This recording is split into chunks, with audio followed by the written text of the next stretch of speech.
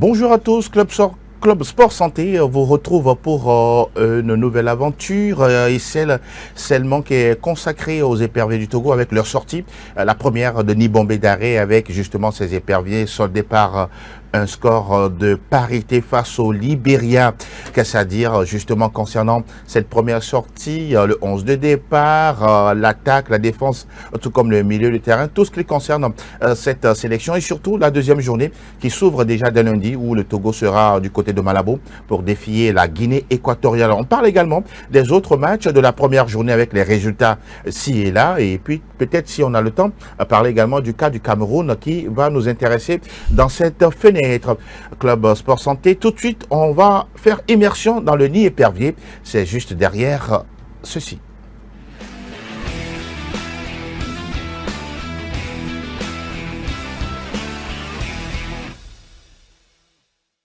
Nous y sommes dans le nid des éperviers. Charles Danesto, bonjour et bienvenue à vous. Bonjour Angelo et bonjour chers téléspectateurs. Comment vous allez pour ce début de week-end? En bonne forme, c'est bien vrai que hier, les éperviers ont été contraints au match nul. Bon. Ce n'est pas grave, mais quand même, je pense qu'il y a de la satisfaction sur certains points. Bon, d'accord. Pour moi, ça va. On aura assez de temps pour en parler tout à l'heure.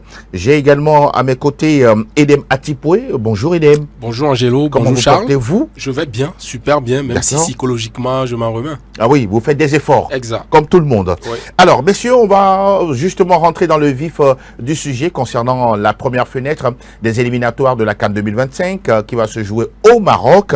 Avec, nous allons, si vous voulez, d'abord commencer sur le décryptage de cette première journée. Les éliminatoires, les éperviers freinés, on pourra dire, dans leur envol sur ce match du Libéria. 1 but partout à l'arrivée. Mon cher Edem, pour faire... première question d'abord, surpris par ce résultat ou bien pour vous, bon, comme ça fait partie du jeu, d'une compétition de foot, on le prend comme il est arrivé? Le football n'est pas une science exacte, mais j'ai été désagréablement surpris par ce résultat. Pourquoi? Parce que nous sommes dans un nouvel élan, nous sommes dans un renouveau avec un nouveau sélectionneur qui, dès son arrivée, a fait asseoir son principe de jeu, sa patte à la Nibombé Daré. Ça a été une surprise de voir que le Togo, comme il y a 2 ans, se fait rattraper au score, notamment face au Soudan du Sud. Ça s'est passé face à les Swatini également au stade de Kégué. Ça veut dire que il y a toujours ce côté inefficace, ce côté inabouti du travail et ça s'est fait plutôt ressenti hier. J'ai été désagréablement surpris par tout ce qui a été autour de ce match et vraiment par rapport au fait de jeu qui, selon moi, n'ont pas fait les affaires de Nibombé Daré. On va rester avec vous pour parler d'abord de ce public-là qui a fait ce déplacement. Waouh, mine de rien, le peuple, en tout cas le public sportif togolais a été au rendez-vous. Hein. Oui, il faut reconnaître que le stade de Kégué a été archi-comble pour ce match face au Libéria. Et c'est le moment de saluer l'organisation, hein, parce que ce n'est pas facile de drainer autant de foule dans un contexte où le football togolais n'est pas dans ses beaux jours. Il faut remercier ce public-là qui a fait nombreux déplacements. C'est la preuve que, quoi qu'on dise, les gens soutiennent ce football. Les gens ont faim de la victoire, ont faim du football. Également, féliciter la sécurité qui également a été mise à contribution. Et quoi dire de cette organisation Amada Group qui, grâce à sa manière de réorganiser les choses, a permis d'avoir les autres voies d'accès au stade.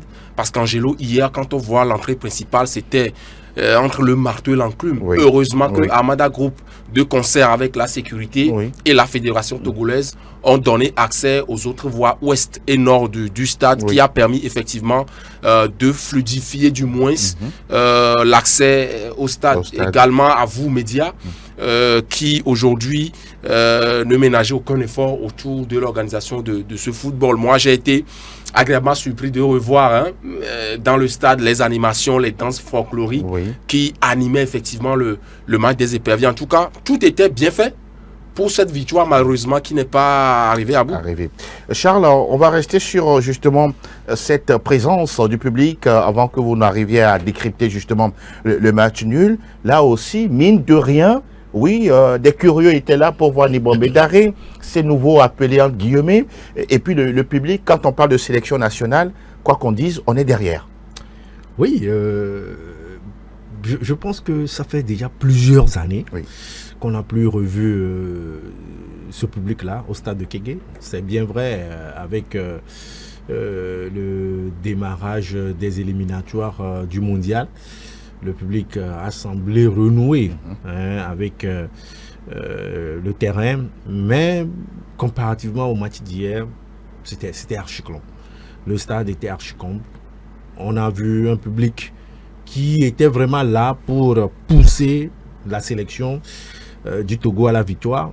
Ben, moi, je me dis, c'est bien vrai, c'est un match nul à la fin, mais le public a joué son fatou. Avant, lorsque ce but égalisateur arrivait, on allait entendre des cris sur les joueurs, mais on a senti une froideur au niveau du public qui a accepté cette égalisation-là. Mais durant toute la partie, c'est un public qui a accompagné les joueurs. À un moment donné, les joueurs même voulaient haranguer la foule également. Ils ont répondu présent.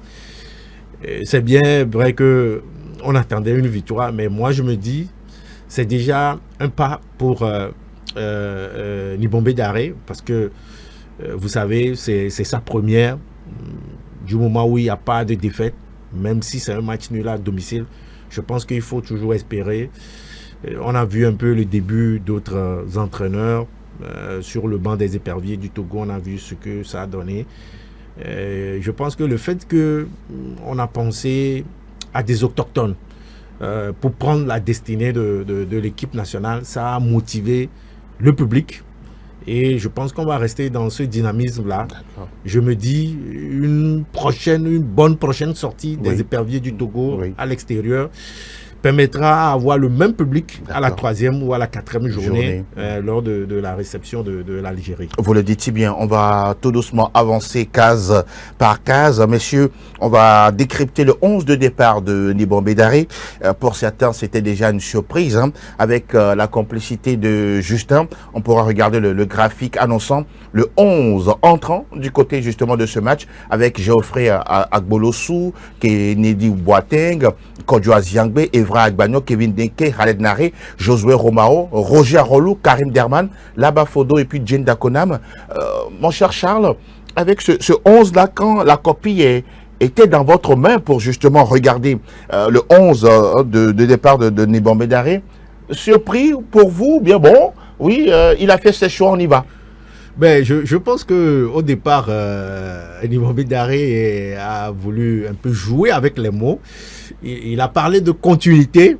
Beaucoup ont espéré que le nouvel entraîneur va rester dans cette continuité-là. Mais bon, il a surpris plus d'un. Et moi, je me dis, bon, après avoir travaillé 5 jours durant avec l'équipe, il a choisi les meilleurs. Moi, je l'ai apprécié sur certains plans. Quand vous voyez un peu l'ossature au niveau de la défense, il a bousculé les choses. Du coup, il a placé Kevin Boateng et puis... On va arriver tout à l'heure. Restons sur le 11, sur les choix, parce qu'on va aller étape par étape. Oui. Donc, moi, je me dis, à un moment donné, c'est vrai qu'en première mi-temps, beaucoup ont entendu de cette équipe-là qui n'a, à mon avis, qui n'a pas répondu. On a vu une équipe plus explosive en deuxième période de jeu. Et à un moment donné, je me posais la question pour Daré, s'il doit faire des changements, s'il doit faire des modifications, où est-ce qu'il pouvait le faire? Parce que qui allait sortir, qui allait rentrer? Voilà, parce que le jeu, bon, au niveau de tous les secteurs, c'était pratiquement un peu équilibré. Et le noyau faible ne se faisait pas sentir de sitôt. Vous avez vu un collectif? Bon, en première mi-temps, le collectif n'a pas bien existé. Par contre, en deuxième mi-temps, on a senti quelque chose parce qu'en première mi-temps, il y a eu plus de balles de la défense vers l'attaque. Mais en deuxième partie de jeu, on a senti un peu plus la présence du milieu de terrain où il y a eu de bonnes balles qui sont distillées. On a vu le Karim Derman qui était dans son petit malin, Exactement. qui driblait. Mais bon, je pense que pour moi, c'est un début, c'est une première. Il faut également de la tolérance parce que le sport même... La patience aussi. La patience, parce que ce sont des valeurs que prône le sport. Oui. Moi, je me dis, c'est une première. Du moment où ce n'est pas encore une défaite, il faudrait garder espoir. Ce 11 de départ, c'était une surprise. Mais moi, je me dis, pour l'entraîneur, c'est ceux qui pouvaient répondre pour lui qu'il a mis pour le début du match. Le début du match, c'est son choix et il l'assume. Dimon Bédaré, votre mot sur ce 11 avant d'évoluer compartiment par compartiment? Oui, ce 11, je n'ai pas été surpris par la tactique, par le 3-5-2, parce que déjà, il n'a pas fait appel à un latéral gauche de métier pour prétendre à une défense à 4. Oui. Donc c'était dans une logique qu'il a concocté une défense à 3 axiaux avec 2 pivots, 3 milieux, 2 attaquants. Romao, Kennedy et puis Djenda Konam. Maintenant, dans le choix... C'était les 3. C'était les 3. Oui. C'était le 3. Oui, Romao, oui. Romao. Pas Romao, hein. Josué Romao. Josué, voilà, mettons Josué. Mettons Josué, c'est ça. Donc, je n'ai pas été surpris non plus par la défense, parce que quand on prend l'équipe libérienne, c'est des attaquants qui sont de taille élancée. Donc, il fallait mettre des joueurs, Loïc Bekissi, il n'a pas assez de taille. Il fallait mettre des joueurs qui ont des répondants dans les airs. Vous n'attendiez pas d'autres joueurs sur ce 11-là, à part ceux qu'on a cités? Si, mais allez-y. Par rapport à la défense, je pense que c'était une logique. D'accord. Maintenant, au milieu, j'ai été surpris par l'absence de Tchakei Marou. Non, restons d'abord sur le 11, puisqu'après on va aller compartiment par compartiment. Juste le 11 qui a été annoncé pour vous, est-ce qu'il y avait des joueurs qui normalement devaient être là ou pas?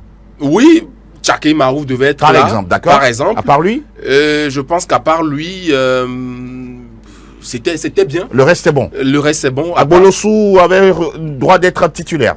Pour moi, pour ce match qu'il a fait en deuxième partie, oui, je pense que... Josué Romao également? Oui. D'accord.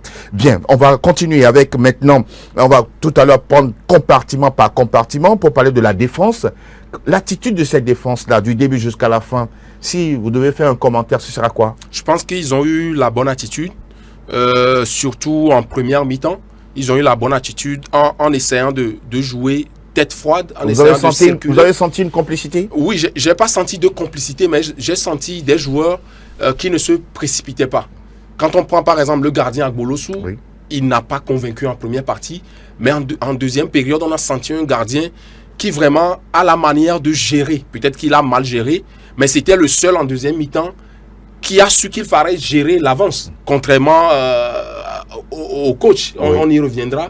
Mais Agbolosu, je l'ai senti surtout dans ses relances. Il a une bonne relance, il a une adresse.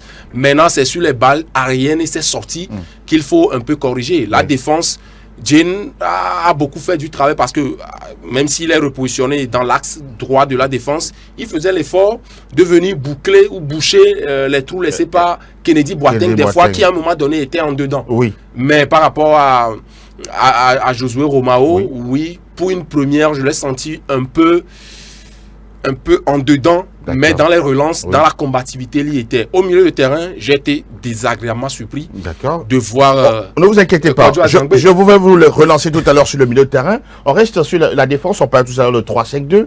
Djenda Konam, pour vous, il a servi d'expérience à Boateng et à Romao, selon vous? Ah oui. Il a servi, on l'a vu sur certaines parties de la rencontre, venir en appui à la défense. Mais moi, ce que j'ai aimé plus, c'est que Daré a joué sur la taille en défense. Quand vous voyez Boateng et Romao, c'est pas comparativement aux deux, c'est pratiquement la même taille. Ce qui fait qu'au niveau des coups de tête, ils étaient présents.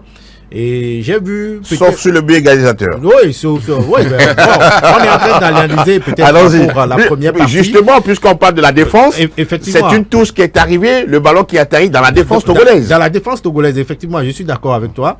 Et maintenant, vous allez voir que en première partie, on a vu Kevin Boateng qui a voulu vraiment se racheter auprès du public. D'accord. Parce que c'est un joueur qui a été appelé pour la première fois sous Paulo Duarte. Tout le monde a vu ce qu'il a fait. Moi, je me suis dit peut-être que l'ancien sélectionneur n'a pas su exploiter le talent de ce joueur. on a vu un joueur qui était présent dans l'axe, qui distillait très rapidement les ballons. Et puis, bon, cette complicité avec Romao, quand on sait qu'eux deux évoluent dans le même club en Europe. Exact. Donc, ça allait vite. Et à ce niveau, je pense qu'il n'y avait pas d'inquiétude. Lorsqu'il voulait avoir une faille, très rapidement, le très expérimenté Jane Dakonan venait les couvrir. Donc, sur ce point, bon, je pense qu'il n'y a pas à dire. Maintenant, on parle de la défense, on va parler immédiatement de Agbolosu. Oui. C'était vraiment la surprise. Beaucoup s'attendaient à voir Bakola. Oui, pourquoi pas dans les buts. Même Oronyeni aussi. Oui, Oronyeni, mais vous savez, il n'est pas mal. Mais ils vous sont savez, 3 sur la liste. Donc, oui, ils sont chacun 3. était sélectionnable. Oui, pour ne pas dire titularisable. Oui, mais quand vous attendez peut-être Daré s'expliquer, il paraît que Oronyeni a eu une blessure à l'épaule. D'accord. Dans la semaine. Et de plus, au niveau du Bénin, le championnat n'a pas encore repris. D'accord. Mais vous savez, avec Oronyeni, ce n'est pas trop la sérénité. Très bien. De petites erreurs sur quelques balles arrêtées lors de ces précédents matchs. Mais je pense qu'avec Barcola Malcolm, voilà, qui était d'être réhabilité parce que durant une grande partie des éliminatoires de la Coupe du Monde, il n'était pas appelé par Paulo Duarte parce qu'étant sa club. Bon, maintenant le choix de Daré, il a expliqué en conférence de presse que, étant donné que le joueur n'a pas eu assez de matchs durant la saison dernière, et qu'il est à la reprise, il a voulu lui donner plus du temps de jeu en club avant de voir. Mais que sur ces 5 jours de séance d'entraînement qu'il a eu à faire, après discussion avec le gardien des goals, c'est Agbolosu, le choix est tombé sur lui. On rappelle que l'entraîneur des gardiens, c'est bien Agassa Kossi. Voilà, effectivement. Maintenant, vous savez, pour une première, et vous savez comment le public togolais aussi est exigeant. D'accord, vous allez chuter là-dessus? Oui. Pour une première, pour Agbolosu, en première partie, je pense qu'il y a eu assez de ratés. Le public même commençait pas à avoir peur pour le gardien dans ses prises de balle. Mais je pense qu'en deuxième période de jeu, il a su rassurer un tout petit peu. Ça, c'est pour la défense des éperviers. On va aller encore une fois un peu plus en avant pour parler, bien sûr, du milieu de terrain, justement, de ces éperviers. On parle de 3-5-2. Sur ces milieux-là qui ont été alignés par Nibombe Daré et tout son staff, satisfait de l'attitude, du comportement, de la prestation de ces joueurs? Déjà, même avant de parler du comportement, déjà les choix au milieu de terrain, pour moi, il y a un peu d'incohérence. Et il y a même beaucoup d'incohérence dans le discours de Daré. Je pense que je vais y revenir. Mais déjà, repositionner Kodjo Azangbe dans l'entrejeu, je pense que c'était la première de Duarte. Enfin, de Nibombe Daré. Voilà. Parce que Aziangbe s'est habitué à jouer dans un rôle de piston et c'est un joueur capable d'éliminer facilement un contre un. Quand vous dites piston, c'est dans le couloir. Oui, dans le couloir. Donc j'aurais préféré Aziangbe qui était au milieu de terrain dans le couloir à la place de Evra Agbagnon. Donc je ne voyais pas Evra Agbagnon titulaire. Donc j'aurais préféré avoir un Tchakei Marouf à la place d'Aziangbe et voir Aziangbe en piston devant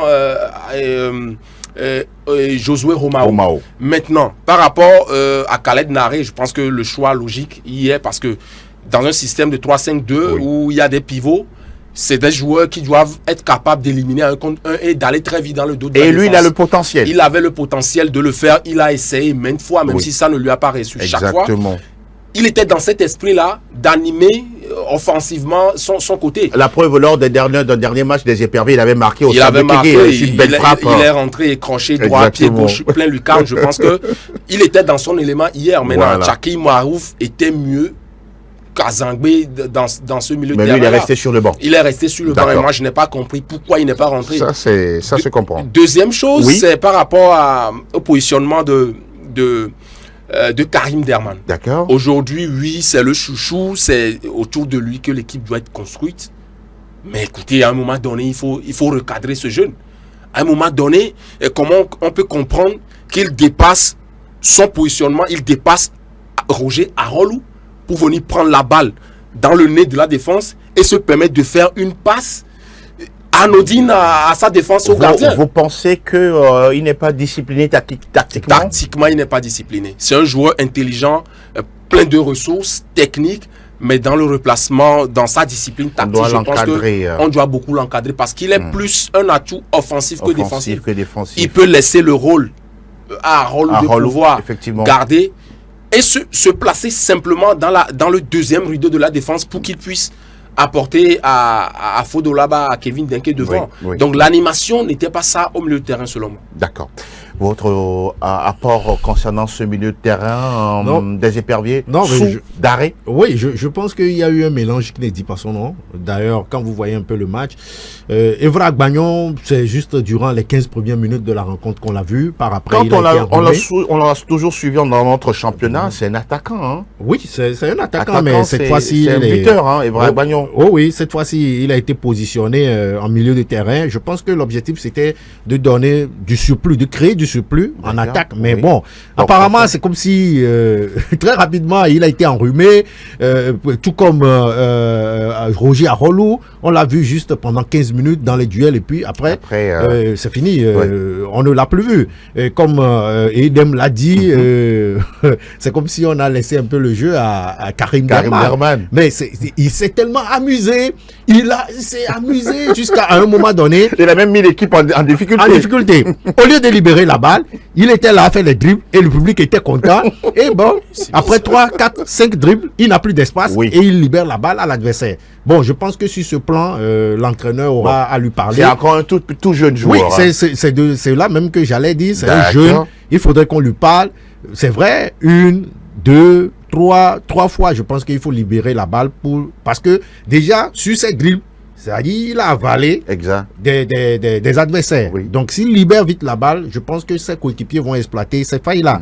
Maintenant, Evra Agbagnon, tout le monde l'a vu. Au moment même où on l'avait fait sortir, il était même surpris que c'est lui qui allait. Oui, effectivement. Alors que même le public, quand on a un peu suivi la réaction du public, il était plus ou moins d'accord le faire sortir. Plus ou moins d'accord parce que Evra, même s'il n'est plus joueur local, il est considéré comme un joueur local, puisqu'il était le plus frais à partir du Togo. Donc je pense que le public, dans cette ferveur de garder cette ossature d'un joueur au moins local sur le terrain, c'est pour ça. Mais quand on prend l'analyse générale de son match, déjà, il est sur son pied.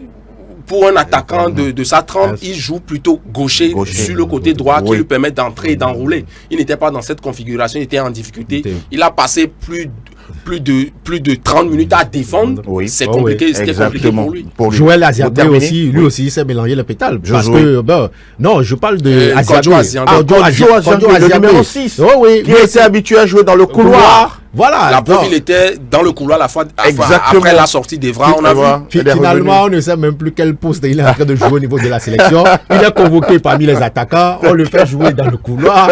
Maintenant, il est convoqué encore parmi les attaquants. On le met en milieu de terrain. Bon. Donc, il est devenu un super joueur. Non, c'est vrai que sur ce positionnement, ça n'a pas donné. Mais bon, c'est une tentative. C'est une tentative. Mais il faut retenir la leçon. Oui, en deuxième période de jeu, je pense que ça a plus joué de son côté. Et bon, je pense que l'entraîneur a tiré les leçons vivement de cette première rencontre. Vivement. Messieurs, on va continuer à décortiquer compartiment par compartiment au niveau des éperviers. Cette fois-ci, on va faire un zoom sur l'attaque justement de cette sélection. Charles, je reste avec vous avant de retrouver Dem tout à l'heure dans ses analyses sur cette attaque-là. Oui, s'il y a une analyse, un décryptage à faire sur les 90 minutes, qu'est-ce à dire là-dessus? De la déception. Moi, je l'ai toujours dit que Fodolaba, je pense que il faudrait qu'on parle avec lui pour le remettre vraiment en confiance. Le Togo pouvait... Comment? Non, mais pour moi, je me dis c'est plus psychologique. Parce que ça fait 2 semaines, il a fait un triplé dans le championnat. Oui. Mais ça fait déjà pratiquement 3 à 4 mois, si je ne me trompe, que Fodo n'a plus marqué en sélection. Et ça pose un problème. On parlait de 3 ou 4 ans ou 4 mois. Non, mais je pense qu'il avait inscrit un but durant les éliminatoires de la Coupe du Monde. Et où il a demandé au public de se taire. Ah oui, mais ça avait quand même belle lurette. Ah oui, ben je pense que... C'était pas hier quand même. Je pense que c'était ce but qui avait brisé les 4 années de disette. De disette, voilà. Mais je me dis, pour un attaquant de sa trempe, il faudrait qu'on lui parle. Parce que quand vous voyez un peu le match encore hier, il avait eu plus d'occasions de but que Kevin Denke, peut-être on va aussi... On va en parler tout à l'heure. On va en parler. Vous pensez que là-bas n'a pas de concurrent? Ben, Il faut le mettre sur le banc pour pouvoir fouetter son anglais. Non, ben, Paolo Duarte l'avait déjà mis sur le banc. Ben, moi, je me dis, c'est comme si, on doit le piquer. D'accord. On doit le piquer. Pourquoi faisons selon vous? Non, mais vous savez, il faut peut-être aller chercher le début de la carrière du joueur aussi. Oui. Comment, vous savez, parfois, il y a de ces joueurs-là, il faut peut-être des mots de choc. D'accord. Pour le réveiller. Okay. C'est pourquoi je dis il faut aller à ses débuts. Peut-être en club, comment est-ce qu'il a commencé dans le championnat togolais? Ange de Ngotchen. Voilà. Avec ces entraîneurs-là, comment est-ce que le déclic est arrivé? Bon, vous savez, à un moment de la carrière aussi, il arrive, quand vous n'arrivez pas à marquer en sélection, lorsqu'on vous fait appel, vous avez toujours cette peur-là en vous. Oui, et le doute. Et le doute. Exactement. On m'a encore fait appel. Est-ce que je réussirai? Oui, ça c'est vrai. Donc, je pense qu'il faudrait qu'on parle avec lui pour enlever ce doute-là en lui. Il était capable. Hier, il y avait eu au moins 3 bonnes occasions nettes que Fodo pouvait mettre dans les buts. Mais je ne saurais expliquer des gestes de trop qui ont fait que l'adversaire est arrivé à son niveau. Bon, peut-être aider à la réponse à la question de Charles. Oui, j'ai une le cas réponse de là-bas partielle au niveau de l'attaque des éperviers. Exactement. Aujourd'hui, je pense que c'est 2 tigres sur la même montagne. Là-bas et Denke sont 2 tigres sur la même montagne. Et des professionnels, je suis peiné que des professionnels n'arrivent pas à gérer ça. Quasiment toute la rencontre, on n'a jamais vu Kevin lui créait plus de fautes, sans ballon, se rapprocher de là-bas, discuter. Voilà. Vous n'avez pas vu une complémentarité? Il n'y a pas eu de complémentarité, ils se marchaient dessus, il n'y a pas eu de complicité. En aucun moment, ils ne se parlaient. Moi, je pense que Kevin Denke, à un moment donné, est rentré dans le rôle de là-bas. Parce que là-bas, c'est un attaquant qui exploite facilement l'espace derrière la défense. À qui on apporte des balles. Voilà. Contrairement à Denke, qui est capable de jouer dos au but, techniquement. La preuve sur son but, il est allé chercher tout seul. Il est allé en solo. Donc ça veut dire que là-bas était là pour que, enfin, un noyau autour duquel Denke pouvait tourner. Pour vous, la complicité doit s'imposer, c'est ça? Ça doit s'imposer. Mais à un moment donné, Denke a voulu aussi se mettre dans la peau ou dans le rôle de là-bas. Raison pour laquelle là-bas a compris qu'il fallait un pour décrocher. Voilà. Mais il n'avait pas cette capacité de décrocher, de garder. C'est pour ça, à un moment donné, il décrochait, il prenait la balle, mais il ne savait pas quoi en faire parce que ce n'était pas vraiment son rôle. À un moment donné, il faut que les deux peuvent jouer ensemble, selon moi. Mais il faut que chacun reconnaisse son rôle. Denke est un super buteur. Il voulait le prouver hier. Là-bas aussi. Là-bas aussi. Mais à un moment donné, il faut que le coach leur parle. Mais en tant que 2 grands professionnels, je pense qu'ils peuvent s'en sortir. Ça, c'est important. Messieurs, on va s'intéresser, avant de revenir tout à l'heure au cas, dit-on, Denke Kevin. Je voudrais, voilà, pour vous, pour rester toujours au niveau de cette attaque-là, les deux étaient-ils obligés d'être tout de suite titulaires ou bien l'un doit venir avant l'autre ou bien quelqu'un d'autre aux côtés, soit de là-bas, soit de Denke? C'est le meilleur choix, les deux? Je pense que c'est le meilleur choix. Quand on prend l'Uruguay, par exemple, on avait Cavani et Suarez qui débutaient les matchs alors qu'ils sont du même profil. Absolument. Mais c'est le côté professionnel que les deux n'arrivent pas à gérer. Je pense qu'ils ne sont pas des concurrents en réalité. Pas du tout. Mais c'est ce qu'on remarque. Moi, je pense que là-bas pouvait jouer d'un cran au-dessus pas là-bas. Denke doit jouer un cran au-dessus de là-bas pour pouvoir laisser le champ libre à là-bas. Mais quand les deux veulent se tailler la seule place du là, ça devient problématique. Ça sera compliqué. Moi, je pense que mettre là-bas au banc, ça ne lui ferait pas trop de bien. N'est-ce pas? Et Denke aussi, qui est un attaquant fulgurant au niveau de l'Europe, ne peut pas aussi être au banc. Il faut que les deux jouent aussi la responsabilité de Nibombe Daré, de pouvoir parler à ces joueurs, même s'ils sont des professionnels, c'est des gamins. Il faut leur parler. Ce sont ces poulains.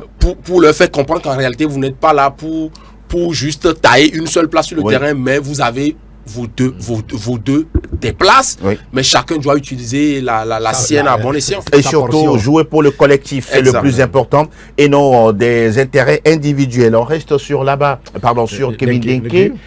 Oui, son but, on revient un peu là-dessus, c'est que on a senti quelqu'un qui s'est senti responsable. Merci. Aller chercher justement cette balle et faire la différence. Oui, vous savez, en première période, je pense que Denke Kevin a joué un peu, je ne sais pas quoi dire, à l'amateur.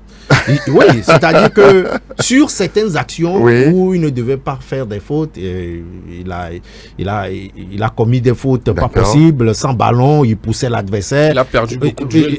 Oui, effectivement. Mais je pense qu'à un moment donné, après l'heure de jeu, des tentatives, on a vu la tentative de Naré sur une belle frappe là que le gardien a repoussé. Vous avez vu, il a voulu prendre sa responsabilité. Parce que déjà, il y avait eu quelques collectifs là, quelques combinaisons qui ont voulu secouer un peu la défense adverse. Et là, il a su que en pénétrant un peu plus pour pouvoir créer ne serait-ce qu'un penalty, il pouvait créer la surprise. Et c'est ce qu'il a fait. Il a eu le ballon, il est allé sur le couloir droit, il a passé son vis-à-vis, le deuxième est venu, il est rentré avec lui dans la surface de réparation avec deux options. Soit il tire pour marquer, ou soit il centre. Il centre. Oui, c'est une possibilité aussi. Une possibilité. Mais je pense que quand vous voyez un peu l'action, il s'attendait plus à un penalty. Ah d'accord, il cherchait la faute. Il cherchait la faute, mais au même moment, c'est-à-dire qu'il a pénétré la surface de réparation. Et je pense que c'est ce qui a même laissé, ce qui a fait que l'adversaire l'a laissé, et il a tiré. Exactement. En force. Et je pense que le gardien même a été surpris par ce ballon. Ça prouve que c'est un professionnel. C'est qu'à un moment donné de la rencontre, il faut prendre des initiatives. Et il a pris l'initiative, ça a marché. Félicitations à lui. Maintenant, derrière, il fallait être collectif pour sauvegarder ce but-là. On a vu par après, ils ont harangué un peu le public des passes inutiles. Moi, je me suis dit, on allait prendre ce temps-là pour gérer ce score. Parce que c'est là.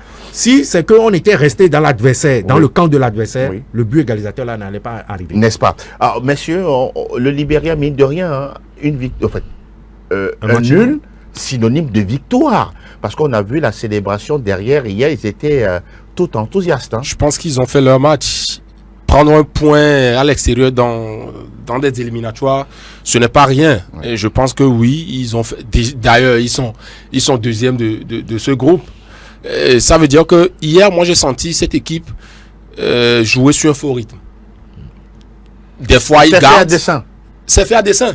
C'est juste pour faire endormir l'adversaire. Ils ont joué sur un faux rythme. D'ailleurs, le sélectionneur roumain à la tête de cette formation du Libéria, Mario Marinica, l'a si bien dit que le maximum ou bien l'objectif, c'est de faire le meilleur résultat. Il n'a pas parlé de tactique, il n'a pas parlé de plan de jeu. Ça veut dire pour lui, à un moment donné, on sent des Libériens qui jouent bas le pied et ils dégagent. Sachant que même les préparatifs ont été très compliqués pour eux. Exactement. Retard de vol, problème d'argent et tout.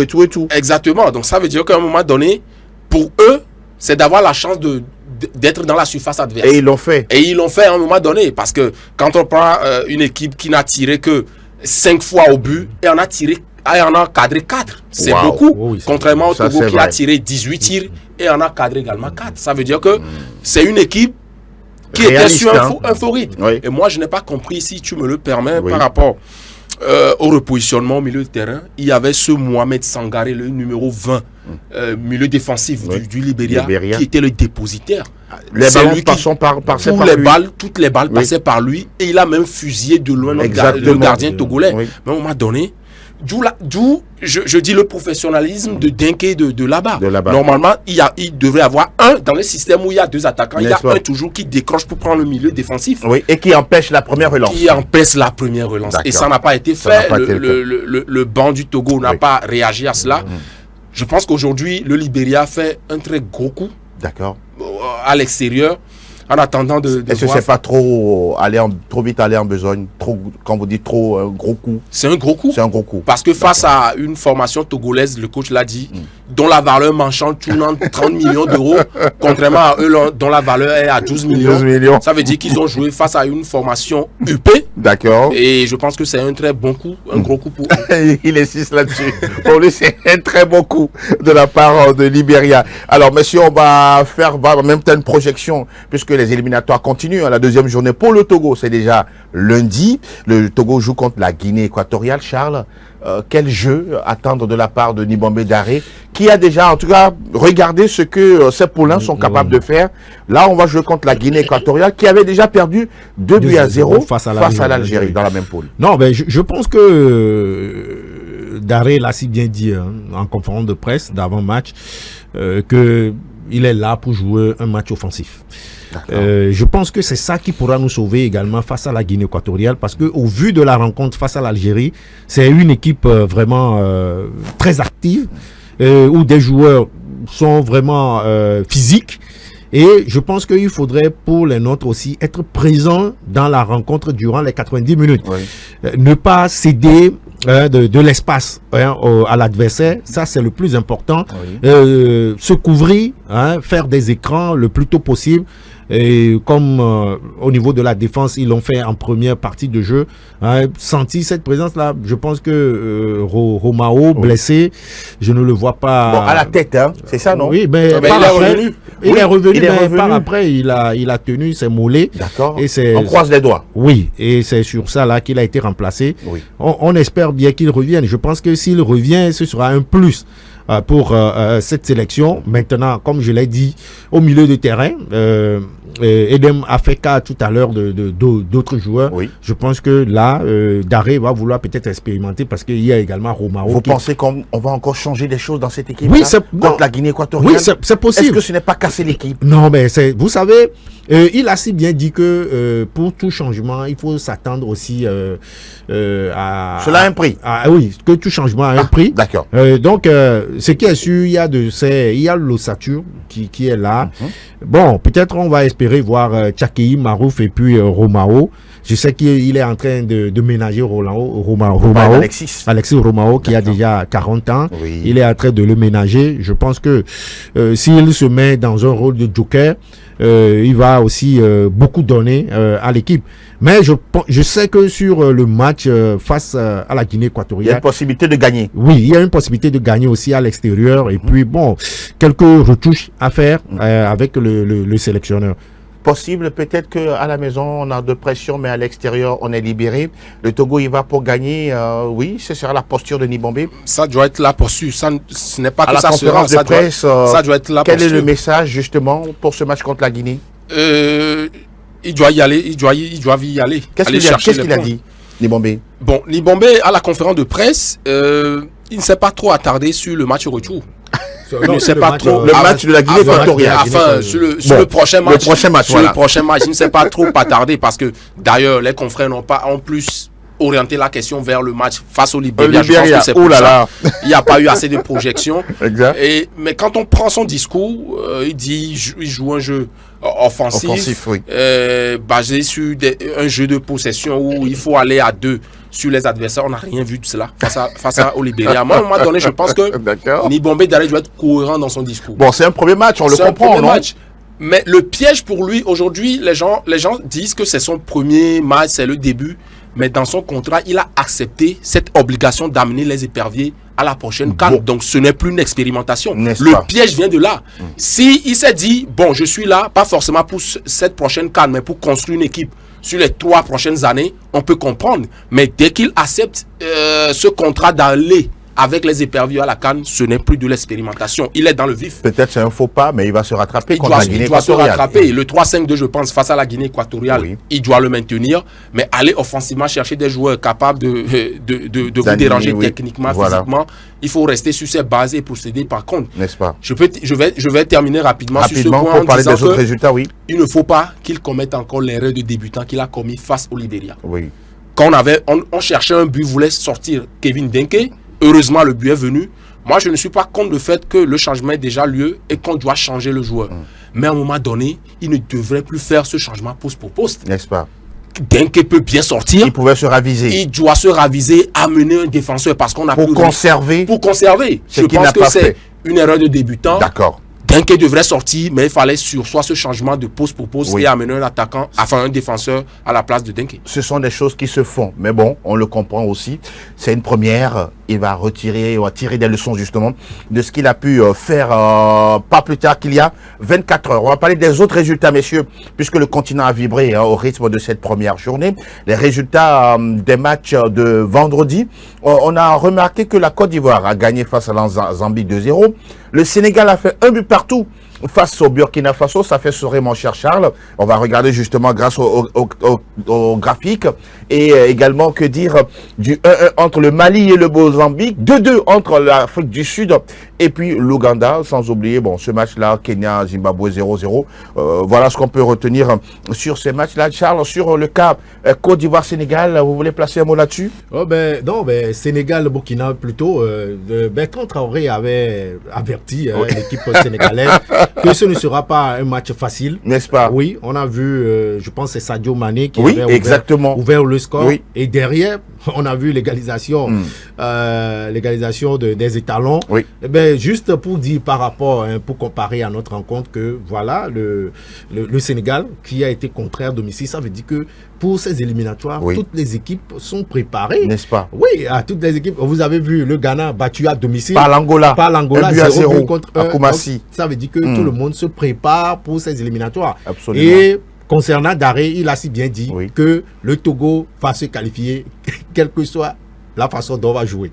Donc on espère bien. Donc, qu'importe le beau jeu, l'essentiel c'est de gagner. Mais bon, la dernière fois on n'a pas encore gagné. On a failli gagner. On a failli. On va parler justement de ces matchs-là. Il y a un match également qui nous intéresse. C'est le cas du Cameroun avec le graphique Cameroun-Namibie, avec tout ce qu'il y a autour. C'est intéressant, oui, n'est-ce pas? Alors, Edem, sur ce match-là, le graphique, pour voir justement le match Cameroun-Namibie, Mauritanie-Botswana et puis Nigeria-Bénin. Oui, un choc aussi. Tout à l'heure, on va parler du Nigeria-Bénin, mais Cameroun-Namibie, le Cameroun avec Samuel Eto'o, waouh, c'est plus qu'un feuilleton, quoi. C'est plus qu'un feuilleton. Aujourd'hui, le bras de fer continue entre le ministre des Sports, Moël Kombi, et le président de la fédération, Samuel Eto'o. Il y a une guerre d'ego, la loi du plus fort qui règne dans ce pays. C'est assez incroyable de voir deux responsables sportifs se mettre des bâtons dans les roues. Aujourd'hui, c'est Eto'o qui a gagné aujourd'hui. Et en réalité, c'est l'esprit dans lequel évolue ce pays. Parce que déjà, c'est comme si c'est Eto'o qui a gagné. Et c'est cette compétition qui fait qu'à un moment donné, chacun veut faire valoir ses droits de veto. C'est compliqué aujourd'hui, déjà avec l'épisode Marc Brice. La sélection a su bien réagir lors de leur sortie aux éliminatoires du mondial. Ils ont bien réagi avec Mike Brice en plantant 4 buts. Je pense qu'aujourd'hui, les Lions indomptables vont être également au-dessus de tout ce qui est extra-sportif. Mais à un moment donné, je pense que ça va les rattraper. Ça va les rattraper. En tout cas, vivement qu'il y ait du calme au sein de la tanière des Lions pour qu'on puisse avoir des résultats. Parce qu'après tout, le foot et la politique, ça fait pas bon ménage. Il y a également le match Nigeria-Bénin. Le Nigeria, voilà, on change de sélectionneur, tantôt on annonce celui-ci, tantôt c'est celui-là. Mais le Bénin, beaucoup plus, est en sérénité. Oh oui, avec Gernot Rohr, qui a fait avec les Super Eagles du Nigeria. Oui. Je pense que le public béninois, tout comme les Guépards, attendent de pied ferme cette sélection nigériane, finaliste de la dernière CAN. On a commencé avec Georges Finidi, on a vu les résultats pour les 2 premières journées des éliminatoires du mondial. Ça n'a pas été ce que l'on voulait. Et puis par après, c'est des mouvements pas possibles à la tête. Tantôt, on annonçait le français, le technicien français qui était Hervé Renard. Après, on parle de Bruno Labbadia. On a même cité Marc Brice. Oui. Finalement, ils ont eu le Nigeria. La fois dernière, je pense, ça doit être... un Allemand, non? Oui, un Allemand. Bruno Labbadia. Voilà. Bruno Labbadia. Oui, qui sera... Ancien du Bayern de Leverkusen, qui sera sa première sur le continent. Exactement. Et puis, avec cette élection du Nigeria, on attendra de voir. Mais je vois le Bénin qui est favori pour cette rencontre parce que le Bénin a préparer sérieusement cette rencontre Mmh. avec des joueurs qui sont super motivés. On va voir ce que l'équipe finaliste de la dernière CAN va venir produire en terre béninoise. Mine de rien, hein, on les appelle les guépards maintenant, hein, non les écureuils. Les guépards. Les guépards qui veulent aller faire la loi sur la terre nigériane. Ont-ils bien sûr les moyens? Ils ont les moyens. D'ailleurs, ils ont battu cette même formation du Nigeria lors des éliminatoires du Mondial 2026 à Abidjan. Oui. C'est là-bas que le match s'est joué. Je pense qu'aujourd'hui, les guépards du Bénin sont dans une nouvelle posture. Parce que déjà, ils injectent de gros moyens financiers dans le championnat. Et déjà, changer même le nom de leur équipe nationale veut dire qu'il y a beaucoup de choses qui se font. Une forte volonté de mettre en avant le football parce qu'ils ont compris que ça contribue également à l'économie du pays. Exact. Les guépards ont tous les moyens d'aller chercher cette formation du Nigeria qui tangue vraiment, même quand on prend les éliminatoires du Mondial 2026. C'est compliqué. Ils sont derniers de leur poule. C'est compliqué pour eux. Et psychologiquement, ce n'est pas ça. Victor Osimhen, qui a raté complètement son mercato. Avec une destination inattendue. C'est des paramètres aujourd'hui qui jouent. Lookman également, qui était pressenti au niveau du PSG, qui n'est pas finalement parti au pays de la Tour Eiffel. Ça veut dire qu'aujourd'hui, psychologiquement, les guépards du Bénin ont cette ascendance. Maintenant, dans la qualité, le Nigeria est complètement au-dessus. Vous le dites si bien, le Nigeria qui était en finale face à la Côte d'Ivoire récemment au niveau de la CAN. Qui sait, on attend de voir. Cette équipe est capable peut-être de dandiner au niveau des éliminatoires, mais peut-être peut se réveiller parce que cette sélection, en tout cas, en a les moyens. Messieurs, tout doucement, on arrive à la fin de cette émission. On rappelle que le Togo joue contre la Guinée équatoriale lundi du côté de Malabo. On sera là mercredi pour décrypter cette sortie, la deuxième de Nibombe d'arrêt. Charles, vous voulez placer un mot pour conclure avant de pouvoir refermer les portes de cette émission? Juste souhaiter bonne chance à la sélection nationale du Togo et surtout pour cette deuxième journée face aux Nzalang, que les éperdus nous ramènent la victoire. C'est le plus important, le Nzalang national. Voilà, de la Guinée équatoriale, une équipe redoutable. Ah oui, mon cher Idem Atipoué. Merci, je suis sûr que cette première sortie de Daré lui a permis de tâter le pouls de cette sélection, parce que c'est sa première, quoi qu'on dise, c'est sa première.